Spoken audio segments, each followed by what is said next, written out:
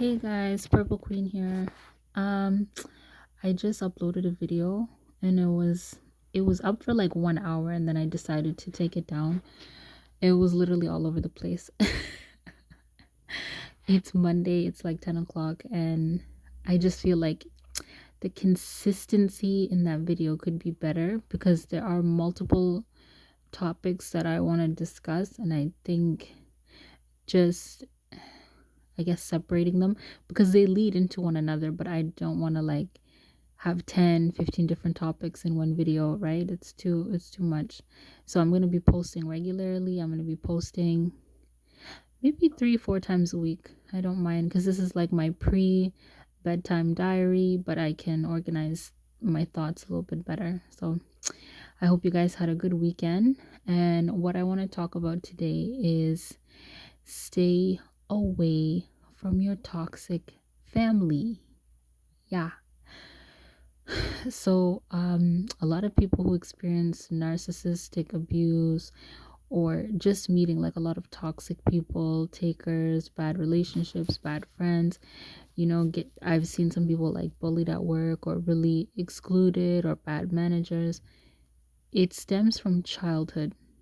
It stems from not having good boundaries, and it stems from your family, like how your parents, your siblings, how they treat you, and your role in the house when you're young. It carries on into your adulthood, into your teenagehood.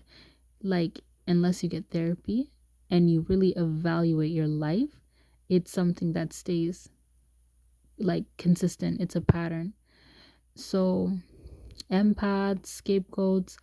Scapegoat is another term for, I guess you could say, in a toxic family dynamic, the individual who got up and left. And in my family, that's me.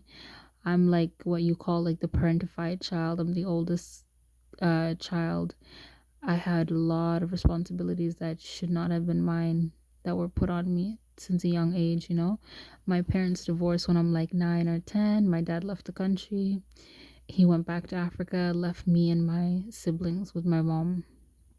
My mom, even though she's not diagnosed, definitely NPD, huge narcissist, and I think bipolar disorder or something like that. Like, she definitely had other things going on.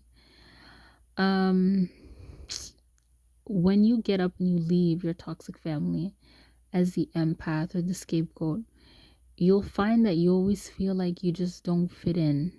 Like, you're not always, and other people will even say it, like, oh, you're kind of different from your siblings, your family. Usually it's true. People are not trying to out you. It's just sometimes you're not aware of the fact that you're more compassionate, you're more loving, you're more understanding. Not that you're perfect. Like, empathic people or scapegoats, they're not perfect. They're just a lot more sensitive. Even if you try to hide it, even myself, like, I can be I can be very practical. I'm very studious. I'm very independent, but it's just something people can pick up in me that I'm a compassionate person. I'm a caring person. Obviously, I have boundaries now, but it took a lot of work, a lot of therapy, and a lot of distancing myself from toxic people. So, like I was saying, a lot of these things start in childhood, and you grow up in a place where you're being parentified, you're being financially abused, you're taking care of things you're not supposed to be taking care of. You become the parent, and your parent becomes a kid. So the roles are reversed, and then there's a lot of verbal abuse, mental abuse, emotional abuse, physical abuse, all of that. So when you finally get the chance to leave, like I did, I left my family, and wow, when the empath or when the scapegoat leaves their toxic family, because in a toxic family, the parent is always a narcissist. They're a narcissist, and they have their favorite child, who's usually, I guess they call it the golden child, who is like the adversary, the enemy of the scapegoat. Like, for me, it was my brother, the one right after me. My mom would always push him against me, like to compete against me, to make problems, anything, you name it. It was always like narcissistic parents, they make all of their kids fight. They triangulate all of them. They cause jealousy. They gossip to one kid about the other. They turn this kid against that one. They need to make sure everybody's divided so that they can control people, you know? But as everybody gets older, people all are going to see how the toxic parent is. One thing I can say is if you're leaving or just left this type of family, stay gone. Stay away from your toxic family. I know it sounds harsh, but you'll realize that when you're away from them, a lot of things will come together. Your stress will go down, your cortisol, even your depression. If you're actively working on improving your life away from them, wow.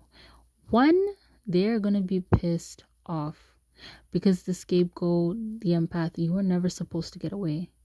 You were never supposed to leave. You were supposed to be their slave, their maid, their cook, their footstool. They use you, their bank, and their garbage can. That was their plan for you.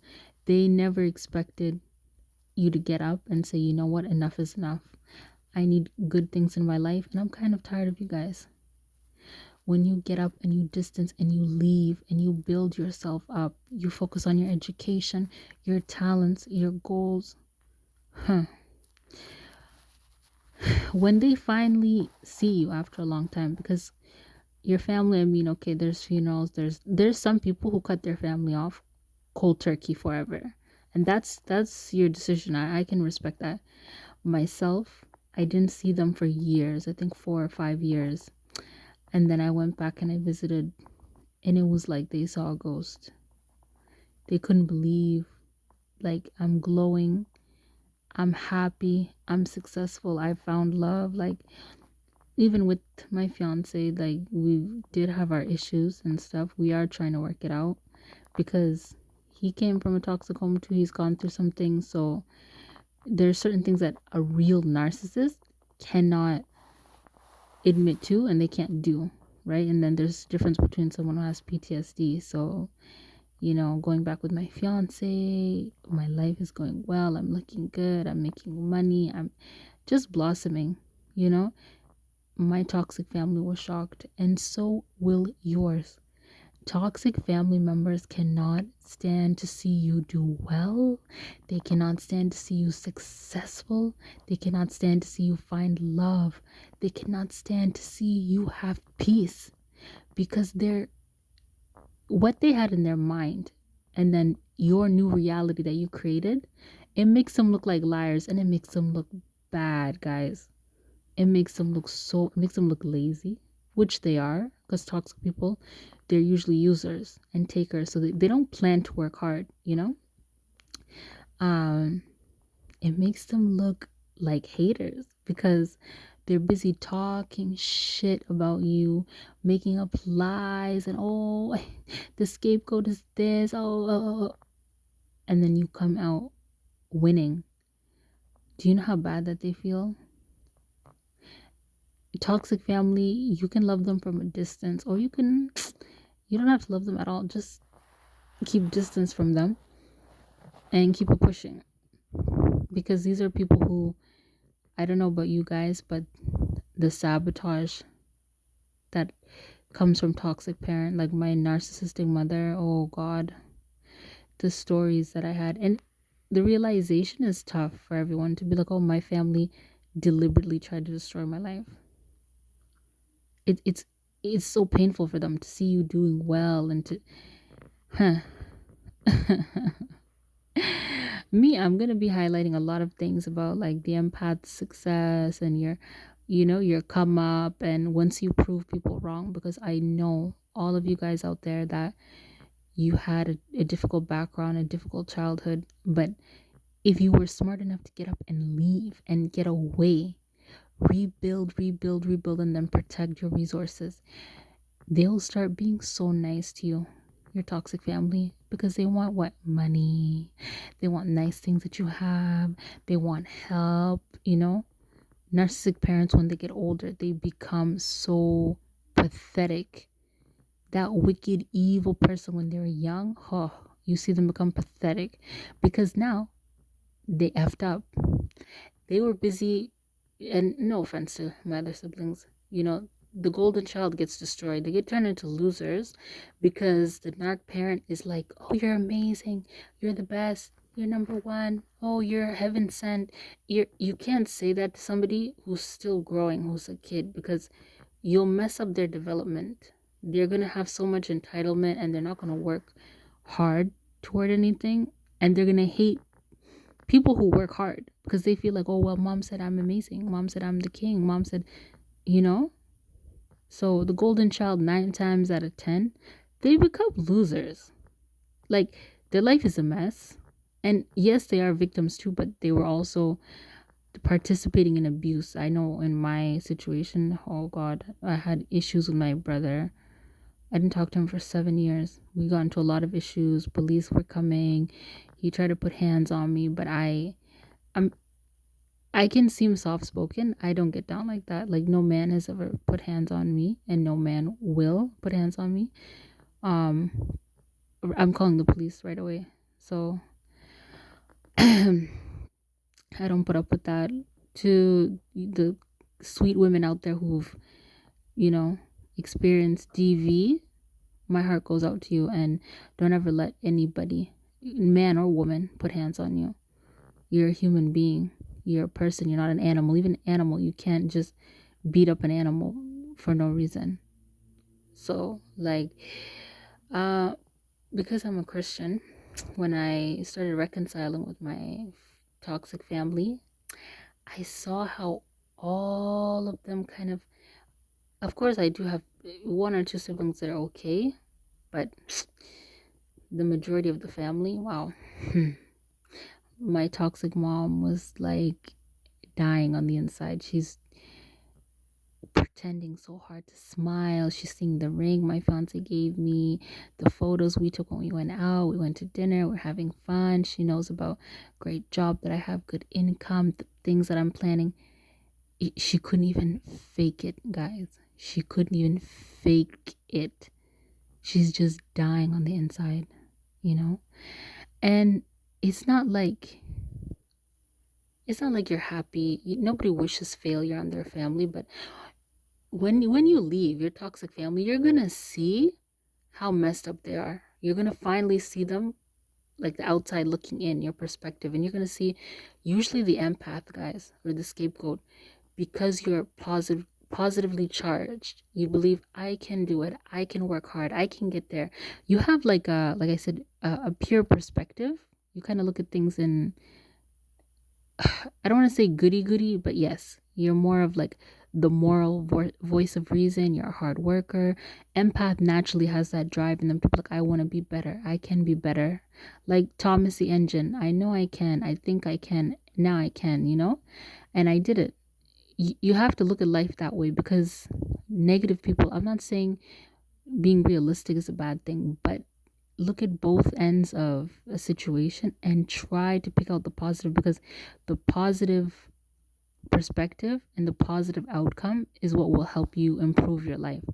Yes, negativity exists, but focusing on negativity, it begets more negativity.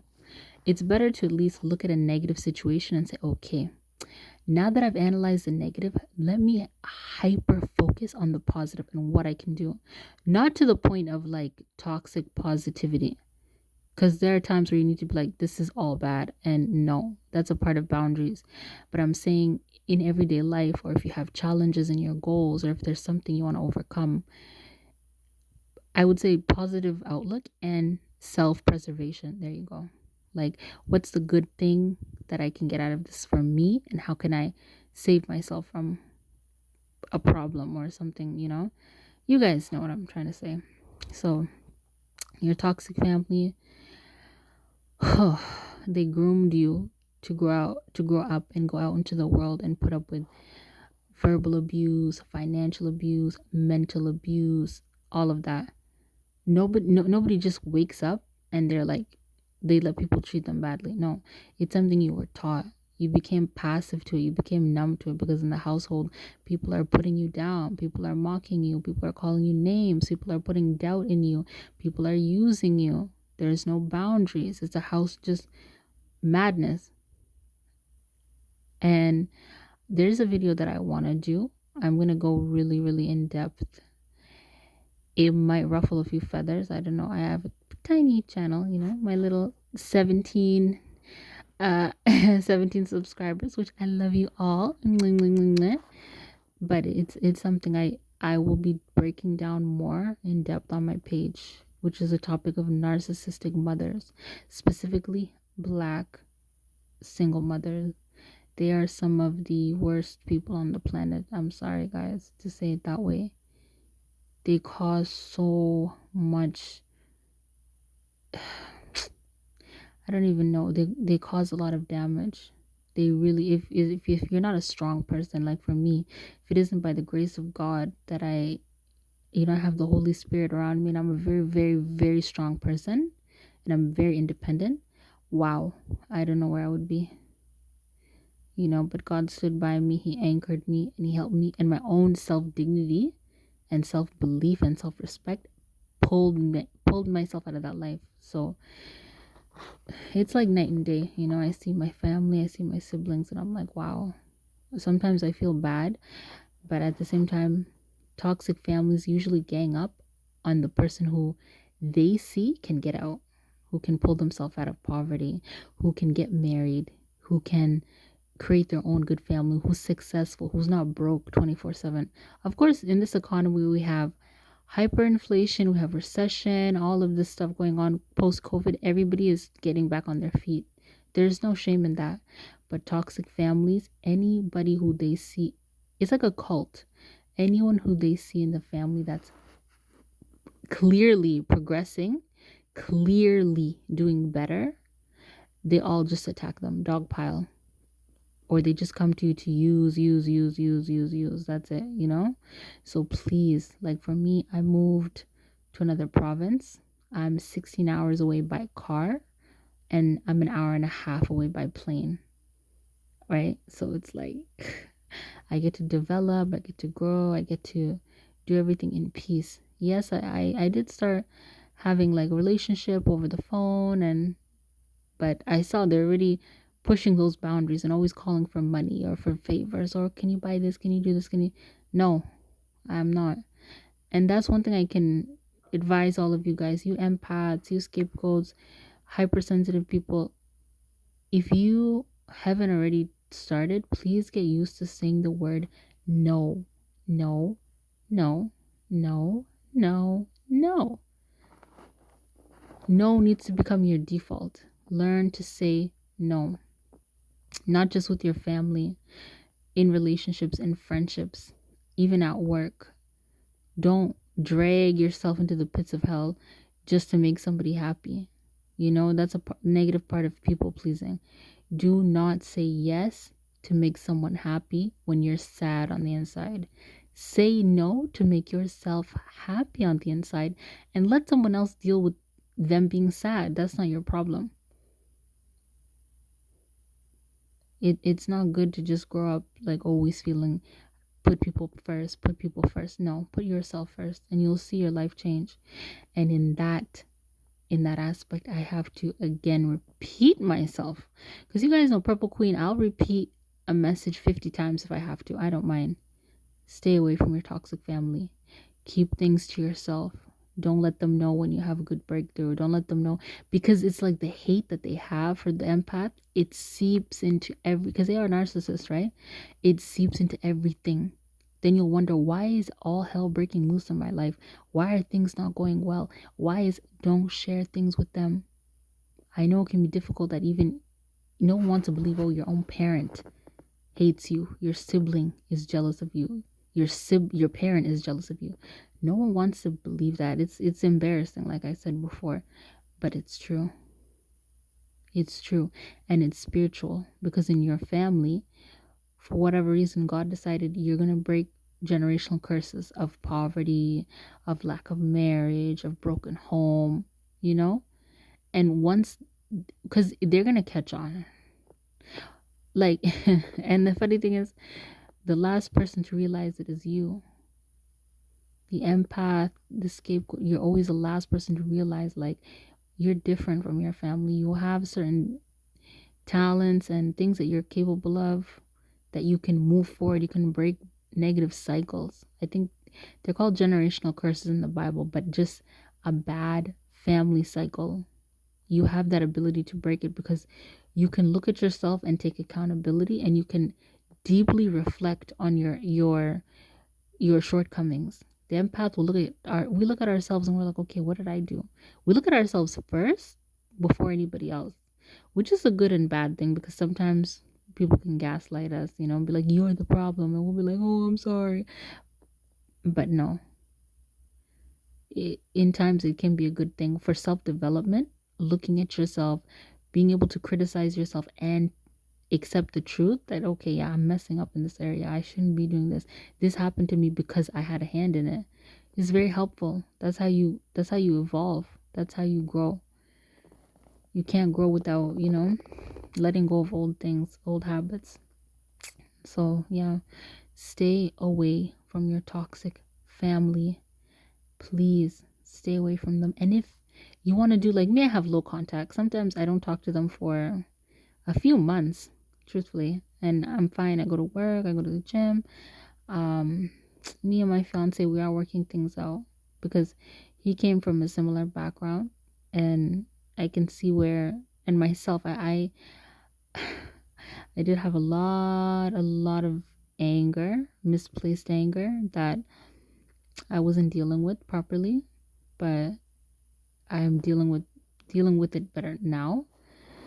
Um, yeah, you can tell the difference between a toxic person and a person who grew up in toxicity because, like I just said, we reflect. You can do something crazy and be like, you know what, I'm wrong, and I apologize, and I want to be better, and you can see consistent change. Like you guys have to look at people and see, is this person getting worse or are they getting better? Are they getting better? Or are they getting worse? Even for myself, I saw at a point like, okay, this anger, I've got to do something with it. I can't just be cursing people out. And it's not that often. It's like once in a, even when people see it, they're like, whoa, I didn't think you could get that angry because it's years of built up, stress and anger and shame from when I was a kid. But it's not in the forefront of my mind. It's in my subconscious. So it's only triggered by something deeply that I don't like. So yeah, once again, guys, like I said, please stay away from your toxic family. Low contact. You want to call them because that's my pattern too. I can talk to my family every few months. I'm busy building my life. I'm not putting them first and their goals and their needs and their wants. No, I'm putting myself, my needs, my wants, my goals. What makes me happy. And it's not selfishness if you've always been a people pleaser. And if you grew up a people pleaser, you have missed out on a lot of decisions that would have benefited you. So there's nothing wrong with being selfish. Be as selfish as you want until you bring kids on this earth that you are obligated to take care of. Be selfish. Be selfish, guys. Don't let anybody shame you, especially if you know you gave up a lot to make people happy. And yeah, life is long. Like people say life is short, but when you're happy, you're enjoying, you have the grace of God in your life. Life is long and life is beautiful. So please don't spend it making ungrateful people happy. Make yourself happy because you deserve it. And on that note, you guys have a good night. This is part 1 of the empath needs to stay away from their toxic family. I'm going to make a part 2 and we'll just start diving into some of the more difficult topics. Difficult for me, but it's reality. So yeah, thank you guys. Have a good night. Like, comment, and subscribe. Bye.